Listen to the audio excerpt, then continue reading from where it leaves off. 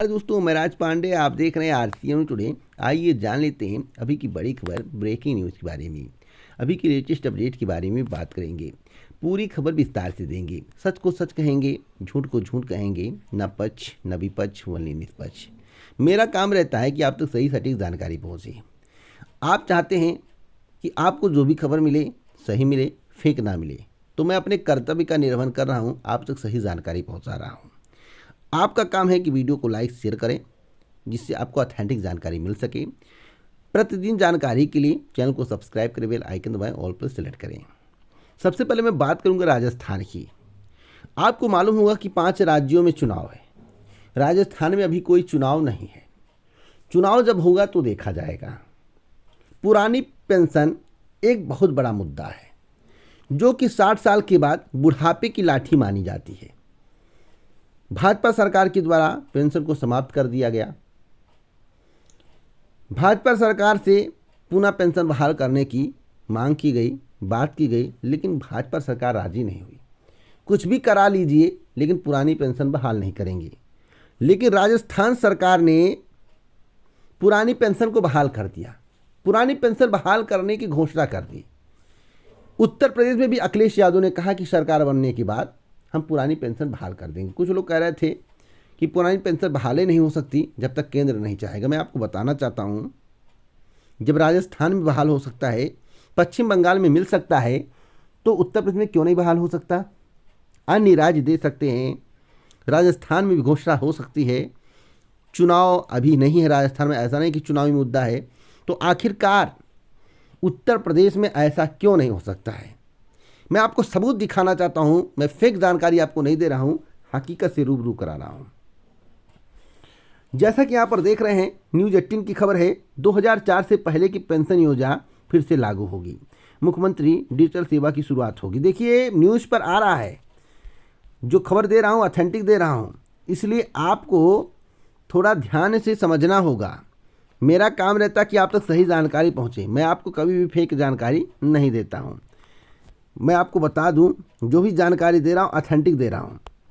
आप अपने स्क्रीन पर देखिए, यहाँ पर अशोक गहलोत जी का ट्वीट भी आ गया है। अशोक गहलोत, यहाँ पर लिखा हुआ है कि हम सभी जानते हैं कि सरकारी सेवाओं से जुड़े कर्मचारी भविष्य के प्रति सुरक्षित महसूस करें, तभी वे सेवा काल में सुशासन के लिए अपना अमूल्य योगदान दे सकते हैं। अतः 1 जनवरी 2004 और उसके पश्चात नियुक्त हुए समस्त कर्मी के लिए मैं आगामी वर्ष से पूर्व पेंशन योजना लागू करने की घोषणा करता हूं।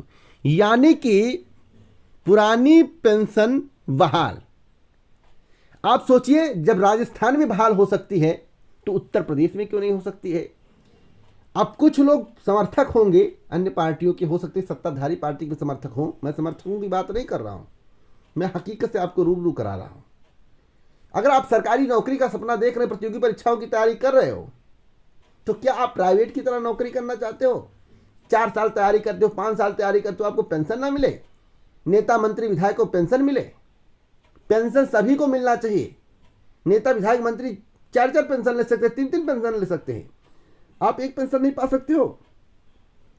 आप 24 घंटे वर्क करते हो, 8 घंटे वर्क करते हो। नेताजी एसी में घूमते हैं, उनको हर सुविधा मिले, आपको कोई सुविधा ना मिले। तो राजस्थान सरकार का यह फैसला स्वागत योग्य है। राजस्थान सरकार ने जो किया है वह उत्तर प्रदेश की राजनीति में बड़ा बदलाव लाने वाला है। अगर राजस्थान में बहाल हो सकता है, तो उत्तर प्रदेश में भी बहाल हो सकता है। तो अब तक की सबसे बड़ी खबर ब्रेकिंग न्यूज़ थी, जो मैंने आपको बता दिया। मेरा कर्तव्य रहता है कि आप तक सही सटीक जानकारी पहुँचे। एक और मैं खबर आपको देना चाहता हूँ, जो आपके लिए अति महत्वपूर्ण है। यूपीपीसीएस 2022 के नोटिफिकेशन को लेकर, नोटिफिकेशन पर काम चल रहा है, लेकिन जो आप अपेक्षा लगाए हुए हैं पदों की संख्या को लेकर, उतनी नहीं आने वाली है। पदों की संख्या अपेक्षाकृत कम है, इतनी भी कम नहीं है कि आवेदन करने की इच्छा ना हो, और इतनी भी ज़्यादा नहीं है कि खुशी का माहौल हो। तो आप लोग वेट करिए, अभी काम चल रहा है, पूरा काम कंप्लीट नहीं हुआ, 70% काम अभी तक हुआ है, कुछ दिन और लगेगा। अगली अपडेट है, आज तीसरे चरण का मतदान के साथ चौथे चरण का मतदान हो रहा है। तीसरे चरण का मतदान जैसे कि करहल में एक बूथ पर पुनः मतदान कराया जाएगा, जिसके संबंध में कल ही मेरे द्वारा जानकारी दी गई। चौथे चरण के मतदान में क्या होगा? आपके जहन में सवाल है। देखिए, ये कोई कहे दे कि ये पार्टी आगे जा रही तो भविष्यवाणी करना उचित नहीं है।